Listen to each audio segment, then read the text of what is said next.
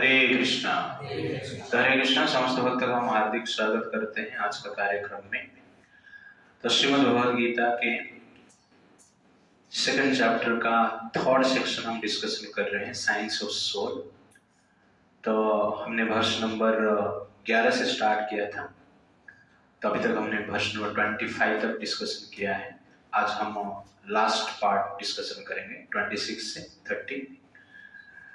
तो अभी तक वर्ष नंबर 11 से लेकर 30 तक भगवान आत्मा के बारे में डिटेल में डिस्क्रिप्शन दिए, और उसका मूल कारण है कि जब व्यक्ति को पता चलता है कि हम शरीर से परे आत्मा है, दिव्य है, अविनाशी है, ठीक है नहीं, अजन्मा है, नित्य है, इंडेस्ट्रक्टिबल है, तो जनरली संसार में कोई भी परिस्थिति में व्यक्ति विचलित नहीं होगा।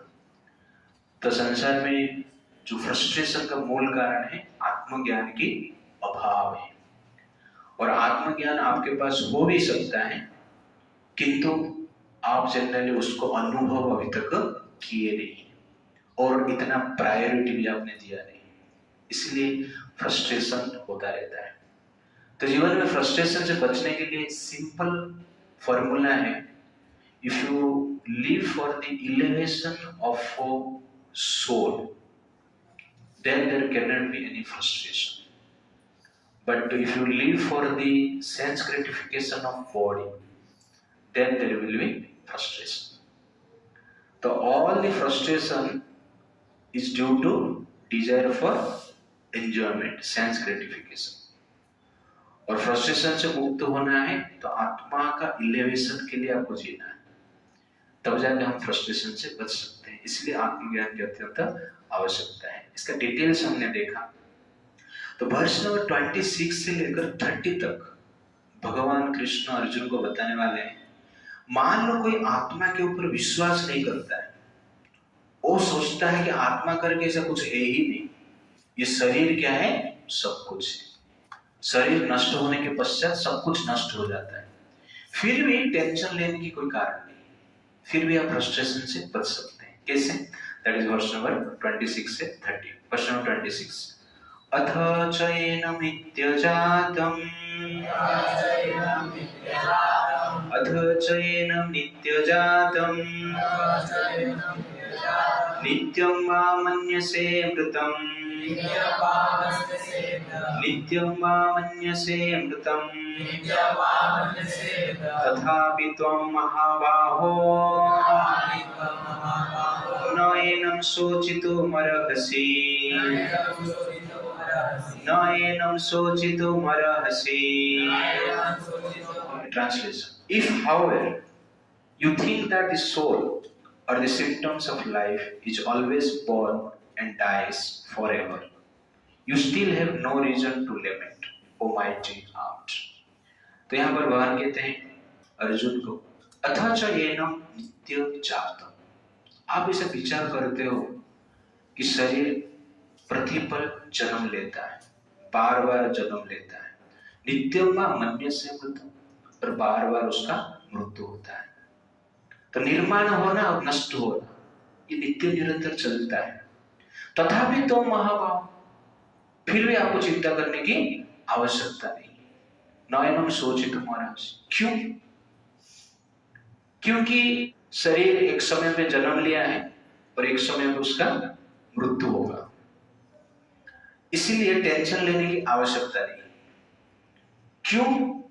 क्योंकि मृत्यु के पश्चात फिर से उसका जन्म होगा, निर्माण होगा। तो निर्माण होना, नष्ट होना, और नष्ट होना, निर्माण होना, ये एक साइकिल है। इसीलिए कुछ नष्ट नहीं होता है, केवल एक स्टेट से दूसरे स्टेट में एक वस्तु एंटर करता है, कुछ एंड नहीं होता है। वस्तु है लेकिन उसका स्टेट क्या है, अलग है। जैसे कि मैं आपको वाटर साइकिल बताऊंगा। तो वाटर है लिक्विड फॉर्म में, तो लिक्विड फॉर्म चेंजेस होकर, इवेपोरेट होकर गैसियस स्टेट में आ जाता है।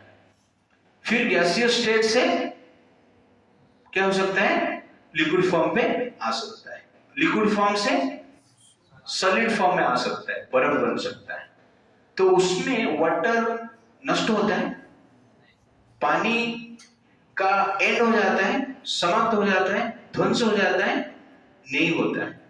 पानी जनरली क्या है, रहता है डिफरेंट स्टेट में, इसलिए चिंता करने की आवश्यकता नहीं।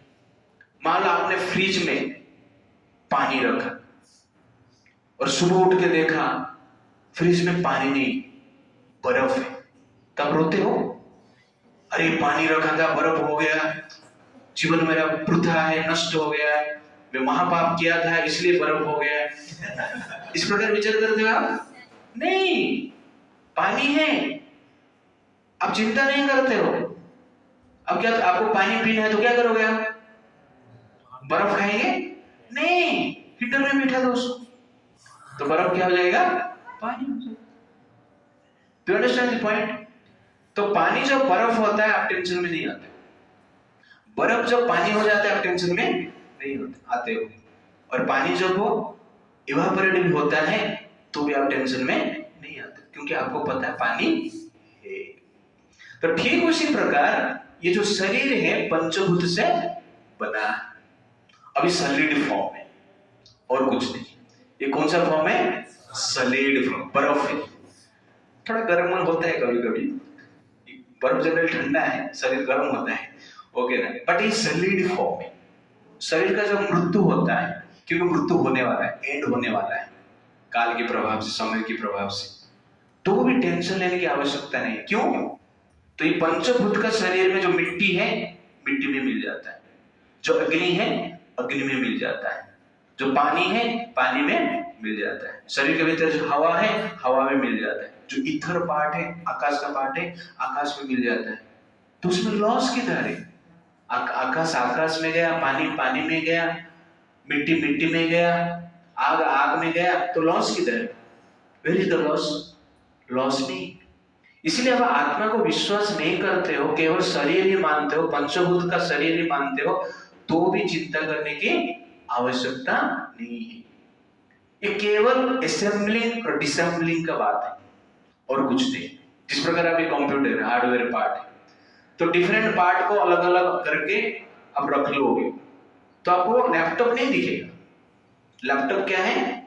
लैपटॉप का मृत्यु हो गया, डिसेबल हो गया मान लो, हो गया ना, तो आप पूरा पार्ट अलग अलग कर दिया तो लैपटॉप का मृत्यु हो गया। एक्चुअली लैपटॉप का मृत्यु हुआ? लैपटॉप है लेकिन डिफरेंट पार्ट में, और पूरा पार्ट को आप असेंबल कर दिया, क्या बन गया? लैपटॉप बन गया।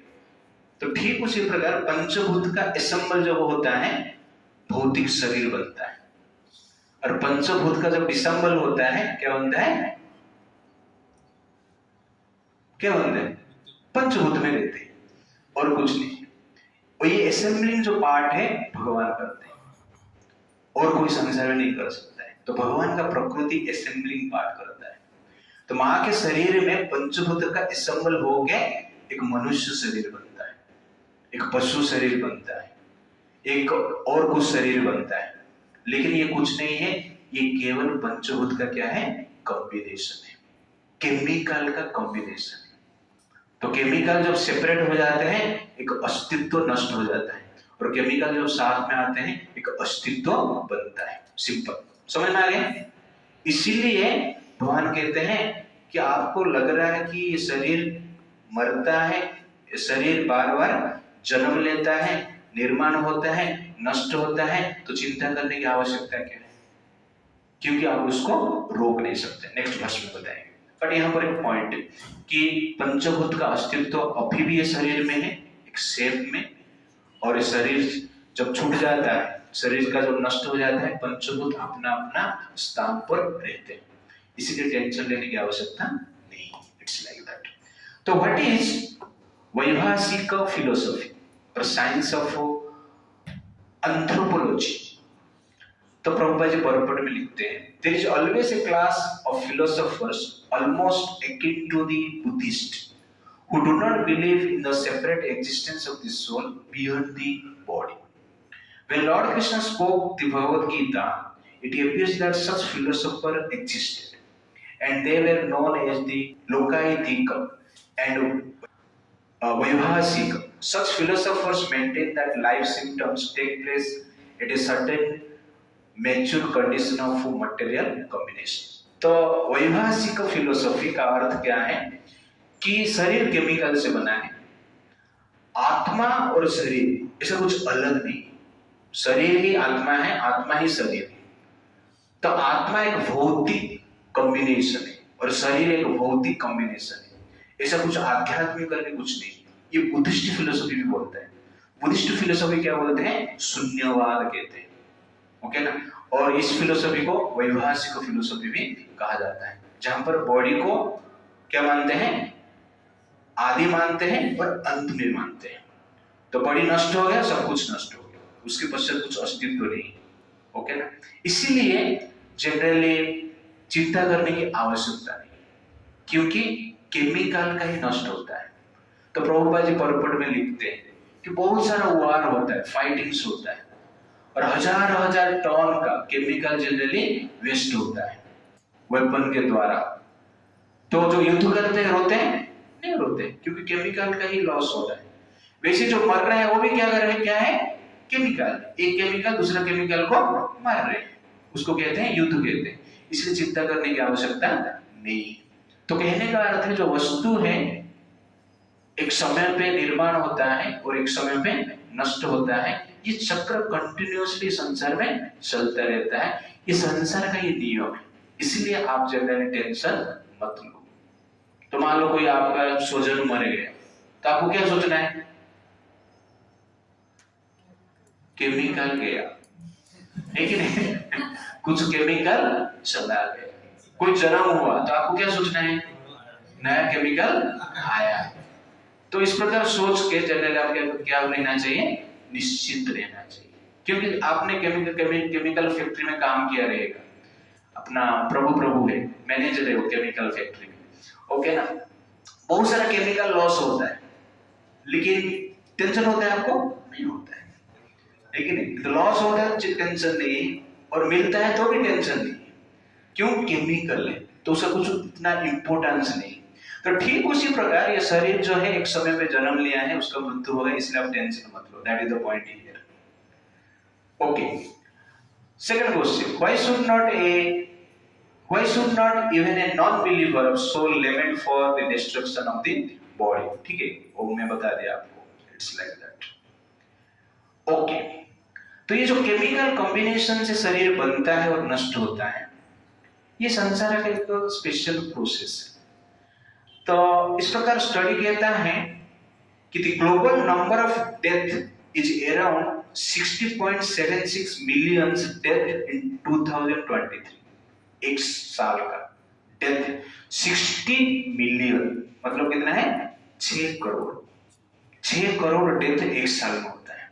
इसका अर्थ डेली डेथ जो है 1,66,466 daily, 6936 each hour, 115 each minute, and लगभग 1.93 each second। अभी सेकंड आपने सोचा, बोले 2 लुढ़क गए, मर गए, है कि नहीं? तभी हंसा आपने तो 2 मर चुके। तो पर डे आप सोचिए 1,66,000 डेथ। इसका अर्थ क्या हुआ? इस सुनने के बाद आपको क्या समझ में आ रहा है? पर डे 1,66,000 डेथ होता है। इसका अर्थ है हम डेथ के लाइन में खड़े हैं और 1 डे जाता है, मतलब 1,66,000 नंबर आगे हम बढ़ते हैं। तो कहने का अर्थ है हमारे डेथ का जो टाइम है, नंबर है, जल्दी आने वाला है। तो हर साल 6 करोड़ लोग मरते हैं, मतलब 6 करोड़ के पीछे हम थे, एक सेकंड के बाद 6 करोड़ पार करके आगे बढ़ते हैं, और उसको बोलते हैं एडवांसमेंट। हाँ, बर्थडे हम एडवांस कर रहे हैं, but actually we are moving towards death. Ticket counter में खड़ा रहना, बहुत लंबा लाइन रहता है, तो लाइन देख के हम डर जाते हैं, लेकिन इतना लंबा है फिर भी खड़ा रहना पड़ता है। और सबसे क्रोध कभी आता है जो विंडो के पास जाता है तो टिकट देने वाला गायब, दुकान बंद कर देता है, काउंटर बंद कर देता है, बोलते हैं दूसरे काउंटर में जाओ, तो टेंशन आता है। लेकिन जब आगे बढ़ते हैं अपना टिकट निकालने के लिए तो हमें अच्छा लगता है क्योंकि टिकट हमें मिलने वाला है। तो ठीक उसी प्रकार डेथ के लाइन में हम लोग खड़े हैं। यमराज हमारा टिकट काउंटर वाले हैं, ओके ना, टिकट निकालने वाले हैं, ओके ना। और सबसे बड़ा आश्चर्य क्या है, ये इसमें भी हम आगे बढ़ते हैं लेकिन हम जान नहीं पाते कि हम आगे बढ़ रहे हैं। टिकट काउंटर में बार बार हम देखते रहते कितना आया, कितना दूर आया, कितना नजदीक आया। कोई बीच में आ जाएगा तो उसको 2 थप्पड़ लगा देते हैं लेकिन ये काउंटर में हम खड़े हैं, सब लोग खड़े हैं, लेकिन किसको पता नहीं कि सब लोग खड़े हैं। टिकट निकालने वाला जो व्यक्ति है उसको देख नहीं रहे। कब पता चलता है? जब टिकट कट जाता है, उससे पहले पता नहीं चलता है। दूसरे का टिकट जो कटता है हमें लगता है उसका कट गया, मेरा नहीं कटेगा, इस प्रकार लगता है, लेकिन टिकट कटेगा ही कटेगा। एक बार कोई बच्चे को पूछा, कोई एक टीचर ने, ड्राइवर और कंडक्टर में अंतर क्या है? तो बच्चा बोल रहा है सर कंडक्टर सो जाएगा ना, किसका टिकट नहीं कटेगा, ड्राइवर सो जाएगा तो सबका टिकट You understand ना? This is the difference between driver and conductor. कहने का अर्थ है डेथ। इसीलिए हमें सीरियसली भक्ति करना है, क्योंकि हर साल 6 करोड़ लोग मरते हैं और सबसे आश्चर्य की बात है कि हमारा नंबर कहां पर है हमें पता नहीं। एक दिन में 1,66,000 लोग का टिकट कट जाता है। किसका कभी कटेगा किसको पता नहीं, लेकिन कटेगा गारंटी। इसीलिए सीरियसली हमें क्या करना चाहिए? भक्ति को प्रैक्टिस करना चाहिए। इसलिए युधिष्ठिर महाराज जनरली कहते हैं, यक्ष जो प्रश्न पूछता है सबसे आश्चर्य क्या है, तो युधिष्ठिर महाराज कहते हैं कि प्रति समय प्रति मोमेंट मृत्यु होता है, फिर भी व्यक्ति सोचता है कि मेरा मृत्यु नहीं होगा, और बीड़ी पीता रहता है, दारू पीता रहता है, मजा करता रहता है, टाइम पास करता रहता है, ठीक है नहीं? तो कहने का अर्थ है कि हमें इस जो स्टडी को देखकर हमें भक्ति में सीरियस होना है, माला बढ़ाना है।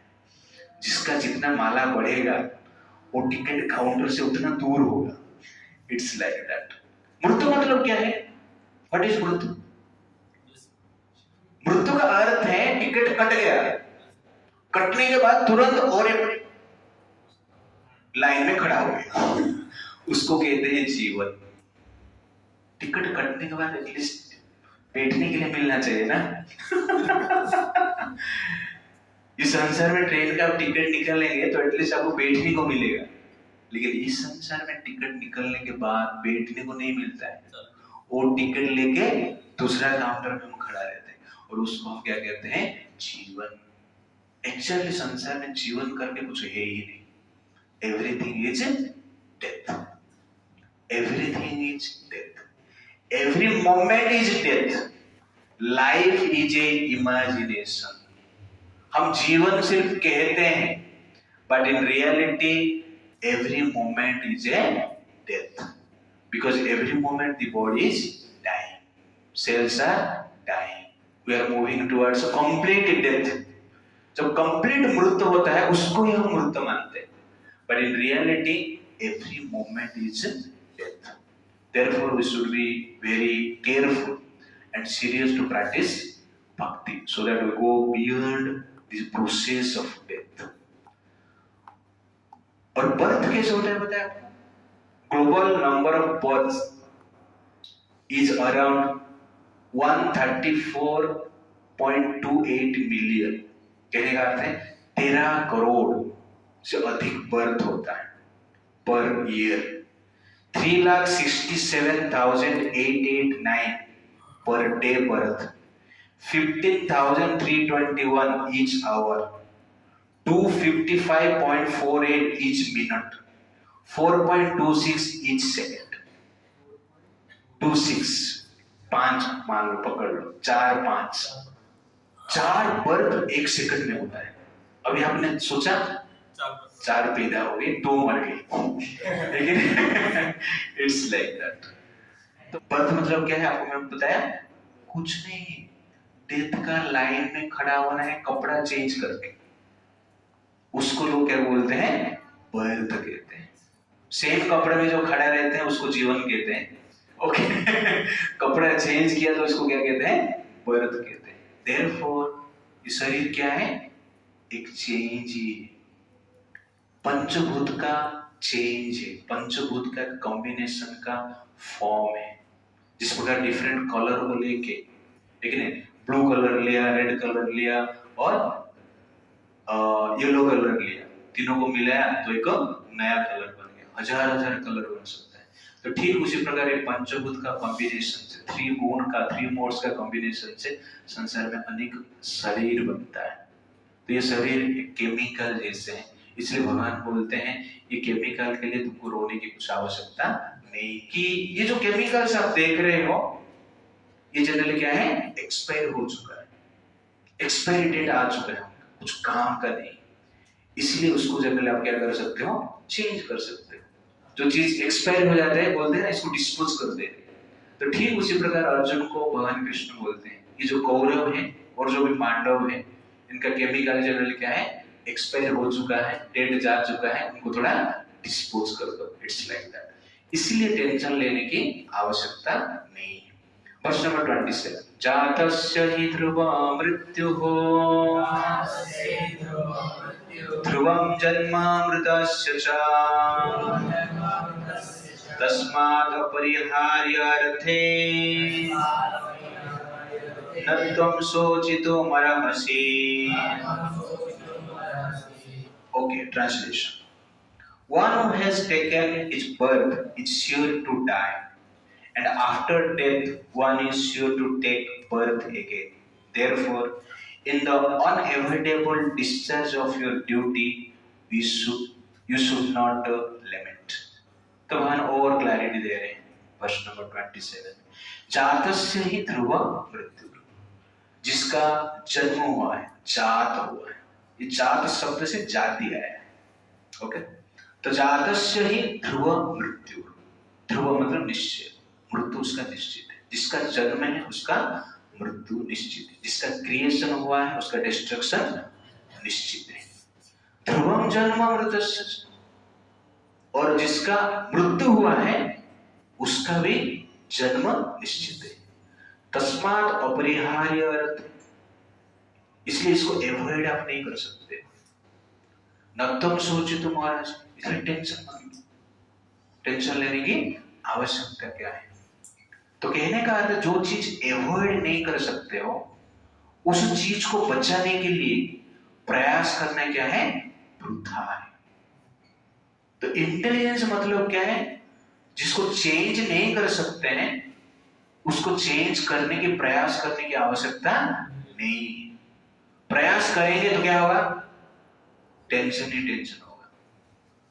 इसीलिए मृत्यु निश्चित है, मृत्यु को आप रोक नहीं सकते हैं, और जन्म में निश्चित है, जन्म को आप रोक नहीं सकते हैं। तो कहने का अर्थ है, जिसका समय आता है उसका मृत्यु होगा, और जिसका समय आता है उसका जन्म भी होगा। इसलिए मृत्यु और जन्म के लिए आप चिंता करने की आवश्यकता नहीं है, ये एक जनरल नेचुरल प्रोसेस है। इसलिए आपको क्या करना है, चिंता करना नहीं, लेकिन क्या करना है, ड्यूटी करना है। यहां पर लिख रहे हैं, therefore in the unavoidable discharge of your duty we should not lament, लेकिन आपका कर्तव्य आपको करना है।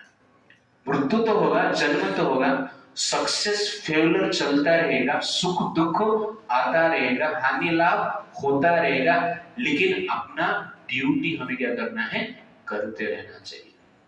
जिस प्रकार संसार में कुछ भी हो जाए, खाना पीना हम छोड़ते हैं, खाना पीना निश्चित लेते हैं। कुछ भी हो जाए, ऑक्सीजन निश्चित लेते हैं। ठीक उसी प्रकार इस संसार में कितना भी कुछ हो जाए, आपका जो ड्यूटी है, कर्तव्य है, हमें क्या करना चाहिए, निश्चय करना चाहिए। और कर्तव्य क्यों करना चाहिए? प्रभुपाद जी लिखते हैं पर्पट में, what is the cause of cycle of birth and death? Birth and death का कॉज क्या है? जन्म मृत्यु का कॉज क्या है? प्रभुपाद जी कहते हैं one has to take birth according to one's activities of life. कर्म के अनुसार व्यक्ति का जन्म होता है और कर्म के अनुसार व्यक्ति का मृत्यु होता है। And after finishing one term of activities, one has to die to take birth for the next. In this way, one is going through one cycle of birth and death after another without liberation. This cycle of birth and death does not, however, support unnecessarily murder and slaughter and war. But at the same time, violence and war are inevitable factors in human society for keeping law and order. तो प्रभु generally कहना चाहते हैं कि birth and death जो है ये कर्म के कारण होता है, और जो जब तक व्यक्ति लिबरेट नहीं होता है, मुक्ति नहीं होता है, भगवत धाम जाता नहीं, जातस्य जात होना और मृत्यु होना, जन्म होना और मृत्यु होना ये कंटिन्यूअसली चलता रहता है जब तक हम कृष्ण लोक में पहुंचते नहीं। It's like that. तो यहाँ पर भगवान बताना चाहते हैं कि आप सोल के ऊपर विश्वास भी नहीं करते। मान लो व्यक्ति जन्म होता है और उसका मृत्यु होता है, मृत्यु के बाद फिर से जन्म होता है, तो टेंशन लेने की आवश्यकता नहीं है, क्योंकि व्यक्ति रहता है। The event of death is not avoidable, but the trauma of death is. तो डेथ को आप रोक नहीं सकते, लेकिन डेथ में जो दुख होता है उसको आप क्या कर सकते हो? कंट्रोल कर सकते हैं। तो ये समझकर हमें अपने आप को कंट्रोल करना चाहिए कि हम डेथ को कंट्रोल नहीं कर सकते। You understand ना? डेथ को हम कंट्रोल नहीं कर सकते हैं, ये भी एक समझदारी की बात है। जो सोचते हैं कि हम डेथ को कंट्रोल कर देंगे तो कंस है।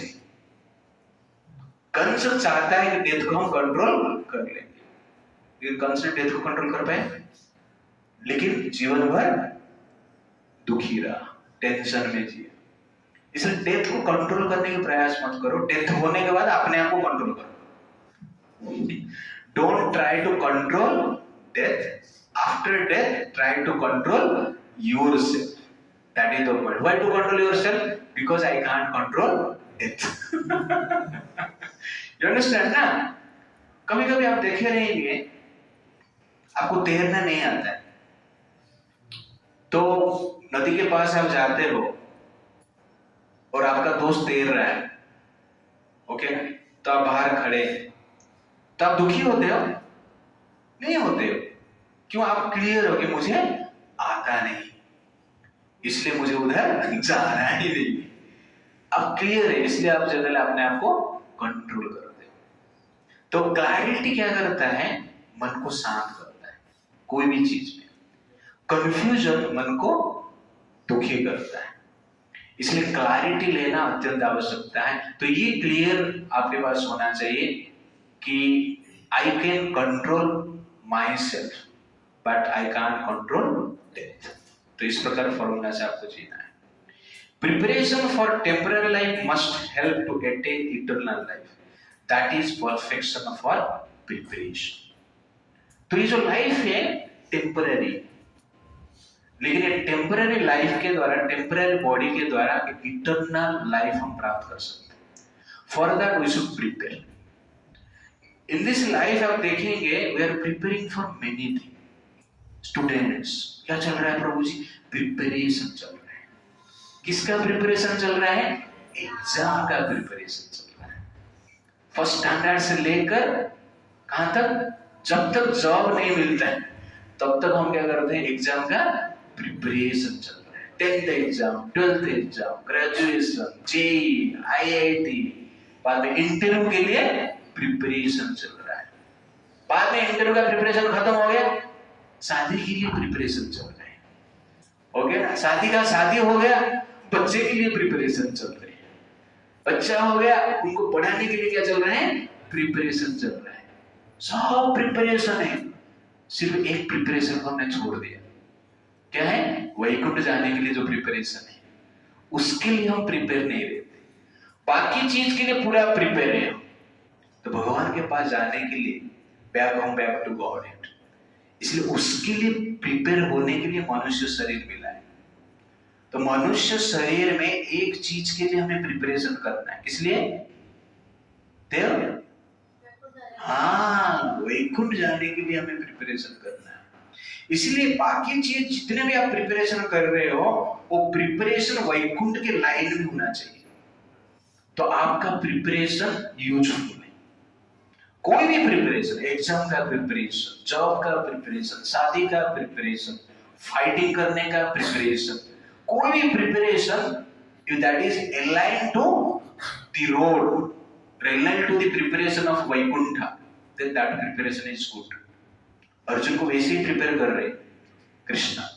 अब ऐसा युद्ध करो जिस युद्ध से आप कहां पहुंचोगे, वैकुंठ में पहुंचो।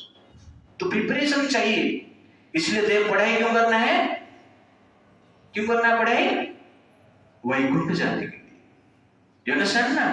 तो पढ़ाई करेंगे तो जॉब मिलेगा, जॉब मिलेगा तो क्या करेंगे, पैसा कमाएंगे, पैसा कमाएंगे तो क्या करेंगे, टेंपल को डोनेशन देंगे, ओके ना? बाद में टेंपल बनेगा।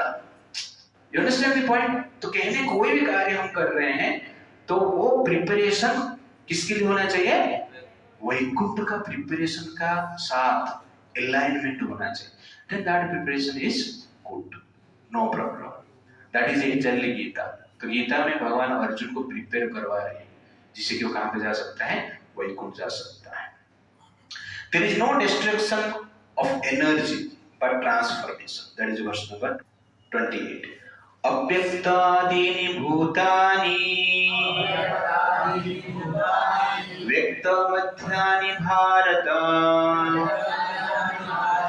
अव्यक्त निधनानि एव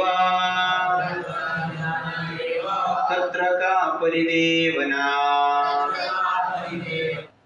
All created beings are unmanifest in their beginning, manifest in their interim state, and unmanifest again when annihilated. So what need is there for lamentation? तो भगवान और क्लियरली बात बताते हैं, अव्यक्त आदि भूतानि, जितने भी जीव है, भौतिक शरीर है, भूतानि मतलब यहाँ पर भौतिक शरीर है, अव्यक्त आदि, पहले वो अव्यक्त रहता है, इनविजिबल रहता है, व्यक्त मध्यानि भारत, बीच में प्रकट होता है, व्यक्त होता है, मैनिफेस्ट होता है, अव्यक्त निधनानि एव, और अंत में फिर से क्या हो जाता है, अव्यक्त हो जाता है। इसलिए तत्र का परिदेवन, टेंशन लेने की क्या जरूरत है। हर वर्ष में आप देखेंगे भगवान एंड में क्या बोलते हैं, टेंशन लेने की क्या जरूरत है, डोंट टेक टेंशन। हर वर्ष के बाद बताते हैं, नानुशोचितुम अर्हसि, तत्र का परिदेवना, इस प्रकार कहते हैं। तो ये जीवात्मा जो है, जो भौतिक शरीर है, पहले अव्यक्त था, भौतिक शरीर ही नहीं था, पंचभूति था, प्रकट नहीं था कुछ। और कुछ समय के पश्चात कहां पर, बीच में ये शरीर निर्माण हुआ है मां के गर्भ में, और अंत में ये शरीर क्या हो जाएगा, फिर से अव्यक्त हो जाएगा, मृत्यु के पश्चात फिर पंचभूत में मिल जाएगा। जैसे कि मैं आपको पहले एग्जांपल दिया, कौन सा, पानी का, ओके। तो वाटर बर्फ फॉर्म में रहता है, सॉलिड फॉर्म, मैनिफेस्टेड फॉर्म। बाद में जब वो इवापोरेट हो जाता है, वो क्या है, अनमैनिफेस्टेड फॉर्म। फिर जो वेपर है उसको आप ठंडा करेंगे, फिर से मैनिफेस्ट हो जाएगा पानी के रूप में या बर्फ के रूप में। तो भगवान यहाँ पर कहते हैं अव्यक्त आदि, पहले अनमैनिफेस्टेड था, पहले मान लो वेपर था, अनमैनिफेस्ट, H2O, H2 अलग, O2 अलग, ओके ना, या वेपर फॉर्म में थे, या H2O2 दोनों अलग अलग थे, गैसियस स्टेट, दिखता नहीं था। अव्यक्त का अर्थ ये नहीं है कि वस्तु नहीं है, वस्तु है, दिखता नहीं, इनविजिबल है, दैट इज द पॉइंट। तो अव्यक्त H2O2 अलग थे, लेकिन H2O2 बीच में मिल गए, तो व्यक्त मध्यानि, तो क्या बन गया, H2O बन गया। You understand? फिर आपने गर्म कर दिया H2O, तो क्या है, अव्यक्त निधनानि एव, फिर से अव्यक्त हो गया, अंत हो गया, फिर से क्या बन गए, H2O2। You understand the point? तो H2O2 एग्जिस्ट है, बीच में जब मिलते हैं पानी बन जाते हैं, और पानी को गर्म कर दिया तो क्या बन जाते हैं, फिर H2O2 बन जाते हैं, अव्यक्त बन जाते हैं। You understand the point? ठीक उसी प्रकार ये पंचभूत पहले था, अभी शरीर में एक रूप लेके हैं, और शरीर नष्ट होने के बाद फिर से पंचभूत में लीन हो जाएंगे, इसलिए टेंशन लेने की आवश्यकता नहीं। तो भगवान ये बताना चाहते हैं ये शरीर कुछ नहीं भाई, ये शरीर एक मिट्टी है, मिट्टी को एक शेप दिया गया है, इसलिए आप लोग क्या कर रहे हो, तो शेप के प्रति अटैच नहीं। अब ये एक बार आपको समझ में आ गया तो जनरली आप अटैचमेंट नहीं होगी, ये मिट्टी है। जैसे गणपति आप देखते हैं, गणपति के सीजन में तो गणेश जी बनते हैं, किससे बनते हैं, मिट्टी से बनते हैं। तो मिट्टी का गोला रहेगा आपके सामने, और मान लो आपने गोला रखा, मिट्टी का गोला, इसे सिर्फ गोला ही रखा, 2 दिन के बाद वो मिट्टी का गोला गायब। अब टेंशन में आएंगे, मिट्टी का गोला दिया, लेकिन मिट्टी का गोला को गणपति बना के आपने रखा था, ओके ना, 2 दिन के बाद गायब, तो आपको थोड़ा टेंशन आएगा। क्यों? मेरा गणपति कोई लेके गया है, ऐसा आप बताओगे ना। पहले दिन आप क्या बता रहे हो, अरे कोई मिट्टी लेके चला गया, अब बताएंगे ही नहीं, लेकिन गणपति को लेके चला गया तो आप क्या करोगे, सबको पूछो अरे गणपति किधर गया, तो देखा है, बार बार पूछो क्या बोल रहे हो। लेकिन जो गणपति हो क्या है, मिट्टी है, दूसरा शेप में था, वो गोलाकार शेप में था, और ये इसको आपने एक शेप दे दिया जिसको आप क्या बोल रहे हो, गणपति बोल रहे हो। लेकिन आप देखेंगे एलिमेंटरी दृष्टि से देखेंगे, बेसिक आइडिया से देखेंगे आप, तो क्या है वो, फाउंडेशनली मिट्टी। लेकिन गणपति जब आप सोचते हो आपको टेंशन आता है, जब मिट्टी आप सोचते हो आप टेंशन फ्री हो। तो भगवान यही बता रहे हैं कि संसार में जो जीव है, शरीर है, क्या है, मिट्टी है, तो भी मिट्टी, मैं भी मिट्टी, बाद में क्या बन जाएंगे, मिट्टी बन जाएंगे, ठीक है ना। इसलिए आप झगड़ा करके ऐसा बोलना नहीं चाहिए कि मैं तुझे मिट्टी में मिला दूंगा ठीक है ना, इस प्रकार बोलने की आवश्यकता नहीं है कि आप भी मिट्टी, मैं भी मिट्टी, और अंत में सब लोग मिट्टी में मिलने वाले हैं। तो कहने का अर्थ है कि शरीर जनरली कुछ बड़ा चीज नहीं है, ये पहले एक अंडरस्टैंडिंग आप लीजिए। इस शरीर का यूटिलिटी बड़ा कार्य के लिए आप कर सकते हैं। This body can be utilized for big activity, but this body itself is not so big. When you use this body for big activity, great activity, then this body is great. But if you use this body for feeble activity, for lower activity, valueless activity, this body is valueless. खाली मिट्टी लेके किसको बेचेंगे तो कोई लेगा।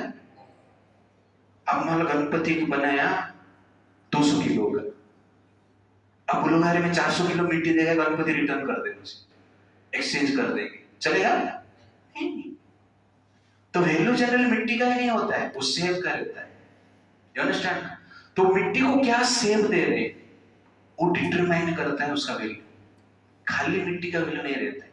तो ठीक उसी प्रकार आप इस शरीर को क्या सेव दे रहे हैं, ये शरीर किसके लिए आप यूज कर रहे हैं, उसका जनरली वैल्यू रहता है, तब जाके शरीर का वैल्यू बढ़ता है। नहीं तो मिट्टी ही मिट्टी है। एक बार क्या हुआ, एक पॉटर था, जो पॉटर रहता है मटका सब बना दिया, हाँ, वो चिलम बना रहा था रोज। क्या बना रहा था? चिलम। और सब लोग चिलम पीते थे और मजा लेते थे। इस प्रकार आप जनरली देखे रहेंगे। एक बार वो पॉटर ने सोचा, एक चिलम बना रहा था, उसका मूड चेंज हो गया, तुरंत ही वो चिलम को तोड़ दिया और उसको एक सुराही बना दिया। क्या बना दिया? सुराही बना दिया।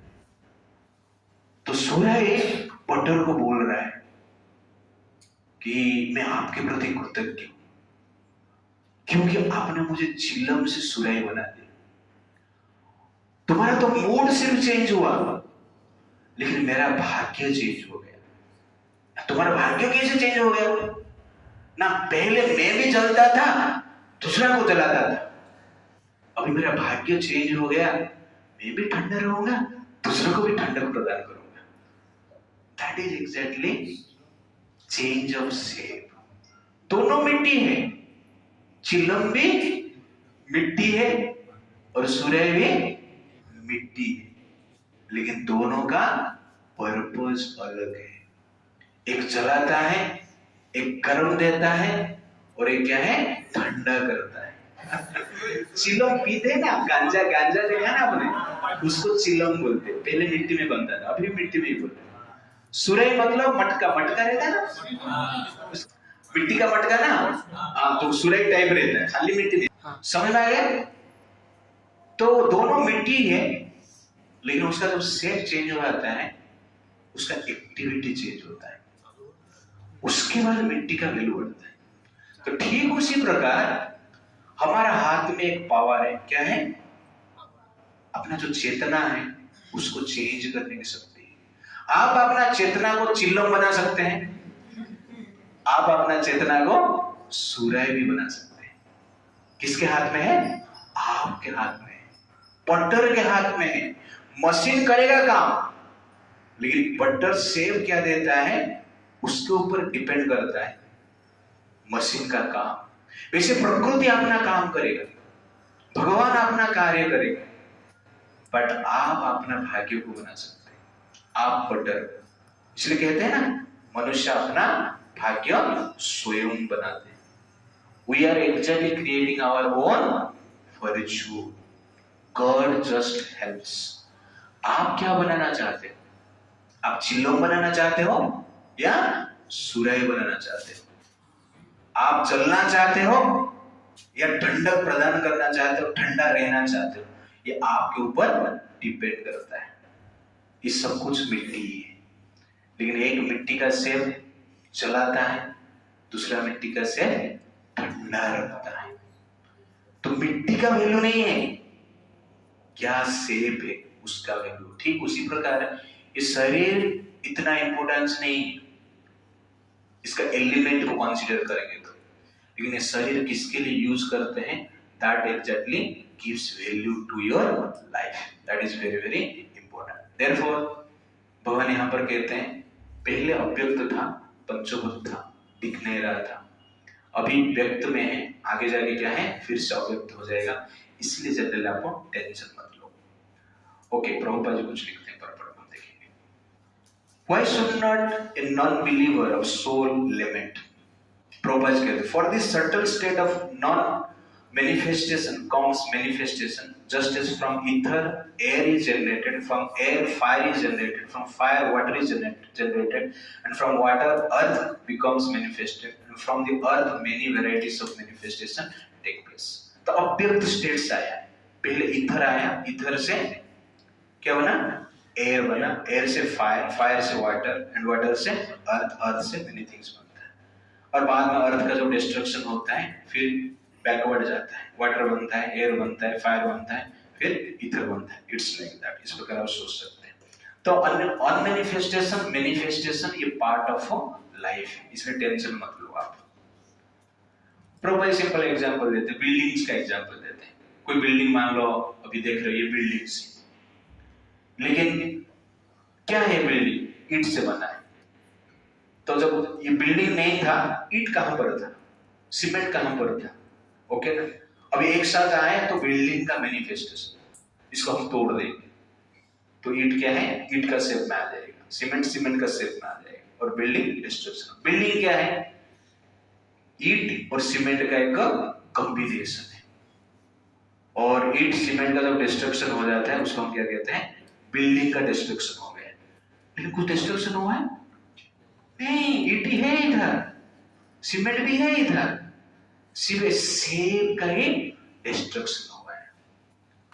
एग्जैक्टली वस्तु का डिस्ट्रक्शन नहीं हुआ। वस्तु अपने आप जगह पर है, वस्तु का जो कॉम्बिनेशन, जो शेप बनता है, उस शेप का ही डिस्ट्रक्शन होता है, रूप का डिस्ट्रक्शन होता है। जब रूप का डिस्ट्रक्शन होता है हमें चिंता होता है, बट इन रियलिटी वस्तु का डिस्ट्रक्शन नहीं होता है। और बुद्धिमान व्यक्ति रूप का डिस्ट्रक्शन में चिंता नहीं करते, क्योंकि उनके पास वस्तु है। आपके पास वस्तु ही रहेगा तो रूप का डिस्ट्रक्शन में क्यों चिंता करोगे? मान लो आप सोना का बिस्किट आपके पास, ओके ना, वो बिस्किट को आपने क्या बना दिया? नेकलेस बना दिया। अब दुखी हो गए? नहीं, क्योंकि सोना आपके पास है। मान लो आप सोने का नेकलेस है आपके पास, और नेकलेस को आपने बिस्किट बना दिया, अब दुखी हो गए? नहीं, क्यों? क्यों? सोना आपके पास। आपका सुख का कारण क्या? सोना है आपके पास, ठीक है? सोना को लेके आराम से सो जाओगा, इट्स लाइक दैट। तो आपका सुख का टेंशन फ्री आप कैसे होते हो? क्योंकि आपको पता है वस्तु है, केवल शेप चेंज होता है। तो ठीक उसी प्रकार ये शरीर को भी आप ऐसा समझना कि जनरल क्या है, अभी एक रूप में है, नेक्स्ट लाइफ में दूसरा रूप में आएगा, या नया रूप में आएगा, और कोई फॉर्म में आएगा। इसलिए टेंशन लेने की आवश्यकता नहीं। That is the point. Why should not a believer of soul limit? तो जो बिलीव करता है उसको लिमिट करने की आवश्यकता नहीं। क्यों? क्यों? वो जानता है कि जो व्यक्ति है, जो जीवात्मा है, वो कभी नष्ट नहीं होता, अविनाशी है। अंतवंत इमे देह नित्यस्य युक्त शरीर। ये शरीर नष्ट होता है, बट जो आत्मा है अविनाशी है, अजन्मा है, इटर्नल है। Therefore there is no need for limitation. तो ड्रीम का एग्जांपल जनरली हम देते हैं कि ड्रीम आप जो देखते हैं तो ये जनरली क्या है? मैनिफेस्टेशन होता है। जब आप सोते हो, सोएंगे तो ड्रीम का मैनिफेस्टेशन होता है, और उसमें भी आपका रोना धोना शुरू हो जाता है। ड्रीम में रोते हैं, ड्रीम में हंसते हैं, ड्रीम में सक्सेस होता है, ड्रीम में फेलियर भी होता है, ओके ना? ड्रीम में फाइटिंग करते हैं, ड्रीम में किसको मार देते हैं, और ड्रीम में कभी कभी मर जाते हैं। कभी ऐसा देखा आपने? फाइटिंग देखा? गुंडे हीरो हीरोइन फाइटिंग देखा ड्रीम में? फिल्म में देखा रहेगा, कभी सोया है तो फिल्म, वो जो फिल्म में देखा रहेगा वो फिल्म का हीरो आप बन जाएंगे, ओके ना? कभी से कोई देखा है कि आपने हीरो बन गया, हीरोइन को बचाने के लिए गए, गुंडे के साथ फाइटिंग किया, गुंडे को मार दिया, और हीरोइन के साथ आपका विवाह हो गया? ऐसा आपने देखा? कौन देखा ऐसा? कोई नहीं देखा। अच्छा, तुम अच्छे लोग ही, ओके। तो लेकिन सब कुछ क्या है? ड्रीम है। और ड्रीम कब देखते हैं लोग? जब सोते हैं। सोना छोड़ दो ना, सपना गायब। जो सोता नहीं है वो सपना कभी देखेगा ही नहीं, जो सोता रहता है वो सपना देखता रहता है। तो ठीक उसी प्रकार जब आत्मा सोता है, भौतिक जगत दिखता है, मटेरियल वर्ल्ड दिखता है, भौतिक जगत के प्रति जो अटैचमेंट है दिखता है। भौतिक जगत में सक्सेस फेलियर में हम एजिटेट होते हैं। क्यों एजिटेट हो जाते हैं? क्योंकि सोए हैं। आत्मा जब सोता है आप भौतिक जगत के प्रति अटैच रहते हैं, लेकिन आत्मा जब जागता है पता चलता है भौतिक जगत है ही नहीं, अस्तित्व ही नहीं, इसका इंपोर्टेंस कुछ है ही नहीं, तो दुख किधर है? तो दुख का कारण क्या है?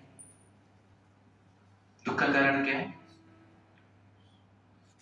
Sleeping condition. सोया हुआ आदमी रोता है, जागा हुआ आदमी हंसता है। तो हम रो रहे हैं मतलब क्या है? सोए। इसलिए क्या करना चाहिए? जगाना चाहिए। और जगाने के लिए आवश्यकता क्या है? साउंड। कोई सोया है व्यक्ति, उसको कैसे उठाएंगे? नहीं ना, हाथ पहुंच नहीं जाएगा। तो आप क्या करोगे? बोले प्रभु डंडा ले गए, दरवाजा बंद है, तो आप क्या करोगे? चिल्लाएंगे, आवाज, साउंड वाइब्रेशन। दैट इज हरे कृष्णा कृष्णा कृष्णा हरे हरे, हरे राम राम राम हरे हरे। जब हम सो जाते हैं ना, कोई बाजू वाला हमें उठाता है, कोई दूसरा हमें उठाता है। तो ठीक उसी प्रकार जीवात्मा सोए हैं, भौतिक जगत के प्रति अटैच्ड है, इसलिए कोई दूसरा व्यक्ति उठाता है, घूम घूम कर उठाता है। घूमता है पूरा ब्रह्मांड में, पूरा विश्व में उठाने के लिए, दैट इज प्रभुपाद। तो प्रभुपाद ने घूमे 14 बार संसार में घूमे, इसलिए इस सोया हुआ जीवात्मा को उठाने के लिए। सपना देख रहे हैं बहुत, अमेरिका जाने की सपना, इसलिए प्रभुपाद जी अमेरिका ही चला गए ओके ना। उधर जो इंडियन गए सपना देख के, उनको चला गया एग्जैक्टली। ज्यादातर इंडियंस अमेरिका में डिवोटी बने। प्रभुपाद जी का वैसे में डिसाइपल्स हुए हैं जो कि इंडियंस हैं लेकिन अमेरिका में डिवोटी बने, लंदन में डिवोटी बने, क्योंकि सपना उधर का देख रहे थे। तो प्रभुपाद जी वहां पे पहुंच जाते हैं। तो साधु का कार्य ये कि घूम घूम कर क्या करते हैं, जगाते हैं, उठाते हैं, कॉल करते हैं, फोन करते हैं, प्रोग्राम में आ जाइए, गीता क्लास है, साइंस ऑफ सोल है, बाद में प्रसाद मिलेगा ओके ना। बार बार इस साधु का कार्य करते रहते हैं। तो ये जनरली कार्य हम करते हैं। और कभी कभी लोग आते हैं, थोड़ा जागते हैं, फिर जाके सो जाते हैं, 6 महीना सोते हैं, फिर उठ के आते हैं कोई 1 साल सो जाता है, बाद में आता है, लेकिन नहीं 2 साल के बाद रिटर्न आता है। कभी कभी लोग भी ऐसे रहते हैं, नेक्स्ट लाइफ मिलेगा, ऐसे भी होता है। तो इसलिए सोते हुए व्यक्ति को जगाना है तो सावन की आवश्यकता है। तो साधु जगाते हैं घूम घूम कर, और साथ साथ हमें स्वयं को भी जगाना है। स्वयं को भी क्या करना है, साधना करना है। तो साधना मतलब भगवान का नाम का स्मरण करना। देव कितना वाला गया आज? हाँ 12 माला किया। देव आज मंगल आरती में है कि नहीं, और 12 माला कंप्लीट किया है अभी तक। तो मंगल आरती आना मतलब क्या है, जगा, हमें उठे, है कि नहीं। और मंगल आरती आए नहीं मतलब क्या है, सो गए, सोया, सपना देख रहे हैं ओके। तो भौतिक जीवन मीन्स सोया हुआ लाइफ, आध्यात्मिक जीवन मीन्स जगा हुआ लाइफ, है कि नहीं। तो spiritual life means life of awakening, and material life means life of sleeping. तो इसलिए जब आत्मा सोता है, जीवात्मा क्या करता है, भौतिक जगत के प्रति आसक्त रहता है। That is the point here. इसलिए जनरली हमें टेंशन लेने की आवश्यकता नहीं है कि ये जो शरीर है अव्यक्त था, अभिव्यक्त है, आगे जनरली जाके फिर से अव्यक्त हो जाएगा। तो ये साइकिल चलता रहेगा। आप नॉन बिलीवर हो तो टेंशन मत लो, आप बिलीवर हो तो जाग जाओ कि आत्मा है और आत्मा को जगाना जीवन का कार्य है। It's life lessons. Nothing is lost, but everything changes. Understanding this fact, we should not change or lost our composure. कुछ लॉस नहीं होता है, केवल एक स्टेट से दूसरे स्टेट में जाता है। ट्रांसफॉर्मेशन ऑफ एनर्जी, आपने सुना साइंस में, transformation of energy. Energy never destroy, it changes from one form to another form, that is conservation of energy. सब कुछ एनर्जी, पंचभूत एनर्जी, मनुष्य शरीर भी एक एनर्जी, पशु शरीर भी एक एनर्जी। कोई मर गया, दूसरा एनर्जी ट्रांसफॉर्मेशन होने वाला है, बस। कोई मर जाता है, फेंक देते तो कीड़ा बन जाता है ना, तो ह्यूमन एनर्जी ट्रांसफॉर्म इनटू कीड़ा एनर्जी इट्स लाइक दैट। इस प्रकार आप सोच सकते हैं। If you understand, this is amazing. If you do not understand, this is also amazing. ये सब सुनने के बाद ना, आत्मा के बारे में आपने सुना, शरीर के बारे में आपने सुना, व्यक्त अव्यक्त जातस्य कि ध्रुव मृत्यु जन्म ध्रुव मृतस्य, सब सुना आपने। इतने डिटेल सुनने के बाद भी भगवान कहते हैं लोग समझते नहीं, लोगों को ये आश्चर्य लगता है। That is verse number 29। आश्चर्यवत् पश्यति कश्चिदेनम्, आश्चर्यवत् वदन्ति तथैव चान्यः, आश्चर्यवत् च एनमन्यः शृणोति, श्रुत्वापि एनं वेद न चैव कश्चित्। Okay, translation. Some look on the soul as amazing, some describe him as amazing, some hear of him as amazing, while others even after hearing about him cannot understand him at all. That is also amazing. तो भगवान यहाँ पर कहते हैं कि आश्चर्यवत पश्यति कश्चिदेन, ये आत्मा को कोई कोई आश्चर्यवत देखते हैं। अरे यार ये किससे चल रहा है?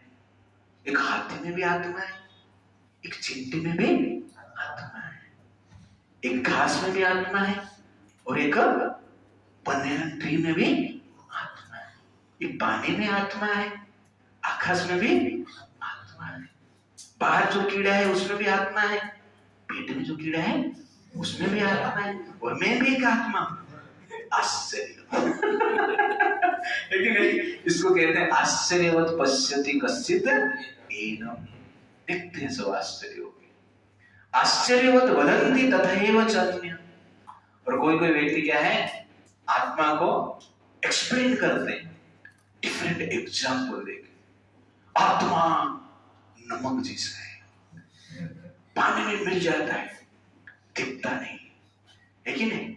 कोई बोले आत्मा नमक नहीं, आत्मा चीनी जैसी मीठा है, वो भी पानी में मिल जाता है। तो कहने का अर्थ है आत्मा को डिफरेंट वे में डिफरेंट जो फिलोसोफर से एक्सप्लेन करते हैं, तो भगवान डिफरेंट वे में एक्सप्लेन किया। तो एयरप्लेन आप लोगों ने देखा, तो एयरप्लेन में एक्सीडेंट हो जाता है तो पायलट क्या करता है या बाकी यात्री क्या करते हैं? यात्री तो बचते नहीं है पायलट जनरल पैराचूट पहन के बाहर आ जाते हैं। ओके ना?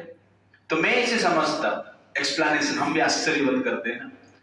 तो जो एयरप्लेन है ये बॉडी है, ओके, और जब बॉडी का एक्सीडेंट हो जाता है, बॉडी जब छोड़ते हैं, मृत्यु जिसको कहते हैं, शरीर जब छूट जाता है, आत्मा निकलता है। किसके साथ निकलता है? पैराचूट के साथ निकलता है।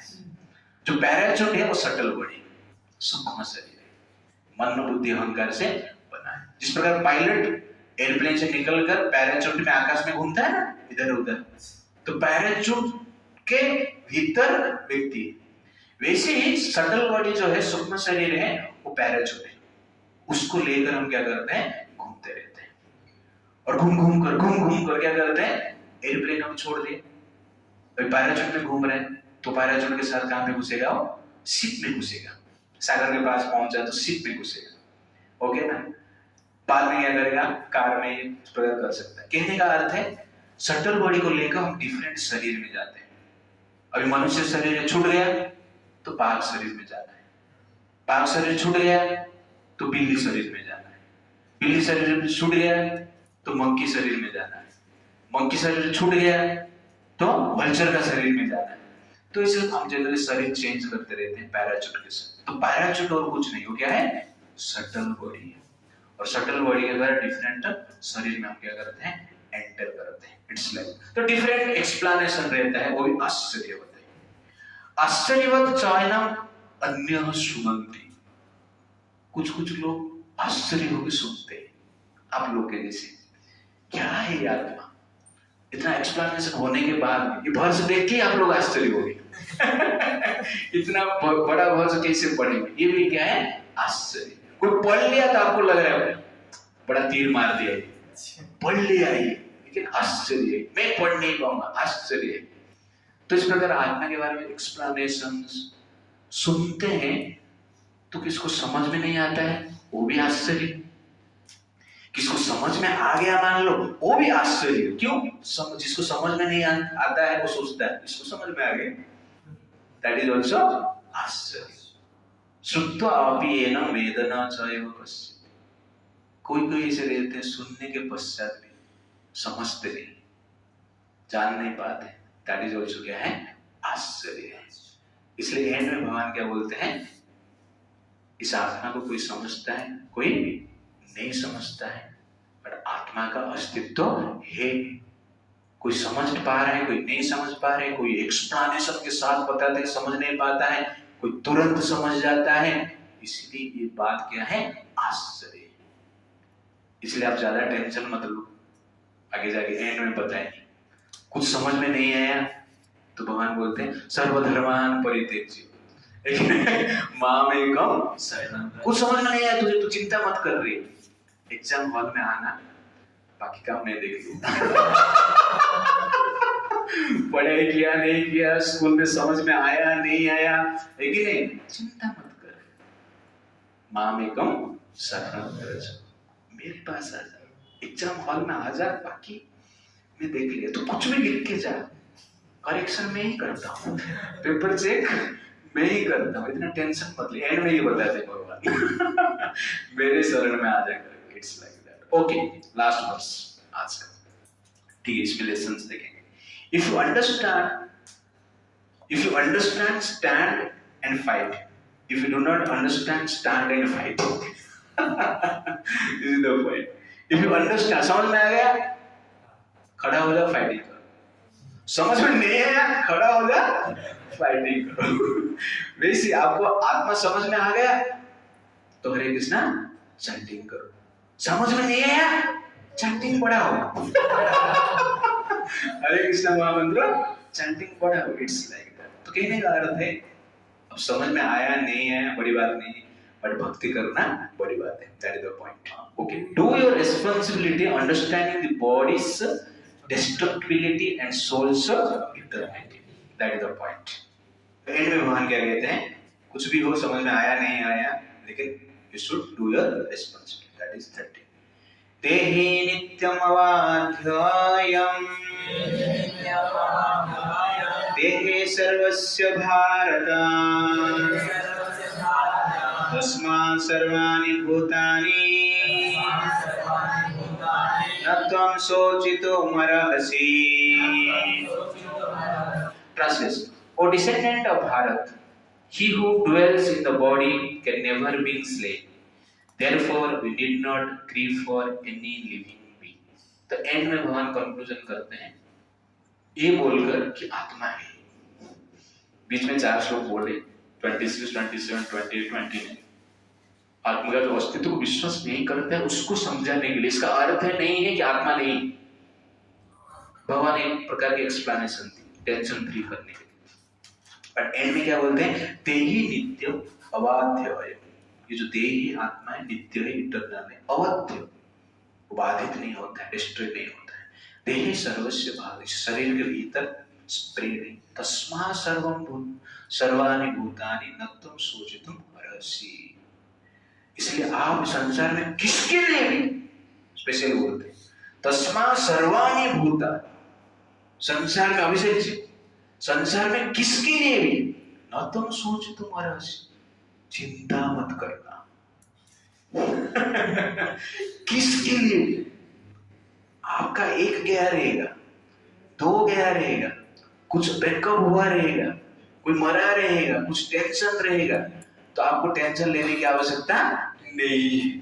क्यों? तस्मात् सर्वाणि भूतानि न त्वं शोचितुम्, और किसके लिए भी टेंशन लेने की जरूरत नहीं। क्यों? क्योंकि कोई कभी मरता नहीं, कोई कभी छूटता नहीं। Nothing is lost in this world। ये सत्य है, संसार में कुछ लॉस नहीं होता है, सिर्फ आपके सामने कभी रहता है, आपसे दूर कभी रहता है। जब कभी दूर हो जाता है आप बोलते हो लॉस हो गया, जब पास आते हैं तब आप सोचते हो कि मिल गया, लेकिन क्रिएट हो गया। But nothing is lost in this world. Therefore, we should not lose your composure। कुछ ध्वंस नहीं होता है, इसलिए आप अपना जो चेतना है उसको लॉस्ट मत कीजिए। धैर्य जो है, प्लीज जो है, उसको भी लॉस मत कीजिए। Nothing is lost in this world. Therefore, don't lose your bliss। जब ये जानता है वो चिंता करेगा, इसलिए भगवान टेंशन फ्री है। इसका कारण ये कि भगवान को पता है कुछ लॉस होता ही नहीं, और आत्मा जो है कभी चेंज नहीं होता है। बाकी लॉस को हम चेंज कहते हैं, वस्तु का जब लॉस होता है चेंज है, बट आत्मा जो चेंज भी नहीं होता है। इसीलिए अर्जुन को कहते हैं आप टेंशन मत लो, और शांति से जनरली युद्ध कराओ। तस्मात् सर्वान् भूतानि न त्वं शोचितुम् अर्हसि। टेंशन मत लो, but you fight for right cause. Do your responsibility with your all ability. आपका पूरा शक्ति के साथ अपना दायित्व को आपको वहन करो भगवान का प्लेजर के लिए, कृष्ण का प्लेजर के लिए। And Krishna will protect you with all his ability. तो अपना 100% एबिलिटी दो, कृष्ण क्या करेंगे? 100% एबिलिटी देंगे। आपके पास 100 रुपया है, पूरा समर्पण करो कृष्ण। कृष्ण पूरा वैकुंठ आपको दे देगा। उसके पास ही वैकुंठ है ना, पूरा उसके पास वैकुंठ है। आपके पास 100 रुपया, अब 100 रुपया फेंको, वैकुंठ मिलेगा। लेकिन 100 रुपए से हम क्या देते हैं? 1 रुपया ही देते हैं। इसलिए भगवान क्या बोलते? सर्वधर्मान परित्यज्य माम एकम। आपके पास 1 करोड़ है, 1 करोड़ फेंको तो वैकुंठ ही मिलेगा। ओके ना? तो कहने का अर्थ है जब पूर्ण समर्पित होते हैं तब जनरली भगवान की पूर्ण कृपा हमें प्राप्त होता है। तो प्रभुपाद जनरली कहते हैं अब जितना % सरेंडर करोगे उतना % टेंशन फ्री होगी। प्रभुपाद कहते हैं surrender unto Krishna for 10%, then you will be free from tension for 10%। 50% आपने सरेंडर किया तो 50% टेंशन फ्री होगी। 100% किया 100% टेंशन फ्री होगी। तो कितना % टेंशन फ्री होना चाहते हो आप? 100%। इसलिए हमें क्या करना चाहिए? 16 माला जप करना चाहिए एटलीस्ट। कितना माला? 16। तो ये टारगेट रख के आगे हमें बढ़ना है। It's like that. Life lesson. The root cause of grieving because we do not believe the eternal nature of our self, the soul. तो दुख का मेन कारण क्या है? हम आत्मा को विश्वास नहीं करते। The lamentation is due to the ignorance of pure eternal soul who is beyond any destruction and destruction. तो आत्मज्ञान का अभाव ही दुख का कारण है। तो भगवान अभी आत्मज्ञान से किस प्रकार व्यक्ति टेंशन फ्री होगा इसके बारे में बताए। और आगे जाके भगवान जनरली 4-5 वर्ष में बताने वाले हैं कि आपको सोशल रेस्पॉन्सिबिलिटी जो है उसको आप कैसे छोड़ना नहीं चाहिए। और सोशल रेस्पॉन्सिबिलिटी भी आपका सुख का कारण है और आपका उत्थान का कारण है। इसीलिए अर्जुन को कहते हैं आत्मज्ञान है आपके पास, आप ज्ञान योग प्रैक्टिस करना चाहते हो तो आत्मज्ञान के आधार पर अपना ड्यूटी करो। सोल के बारे में कुछ समझ में नहीं आया तो कर्तव्य है आपका, एक क्षेत्रीय आपको कुछ कर्तव्य होता है, उसके आधार पर भी आप युद्ध करोगे तो आपका उत्थान होगा। तो क्या है ड्यूटी, डिटेल्स हम देखेंगे नेक्स्ट। हरे कृष्णा कृष्णा कृष्णा हरे हरे, हरे राम राम राम हरे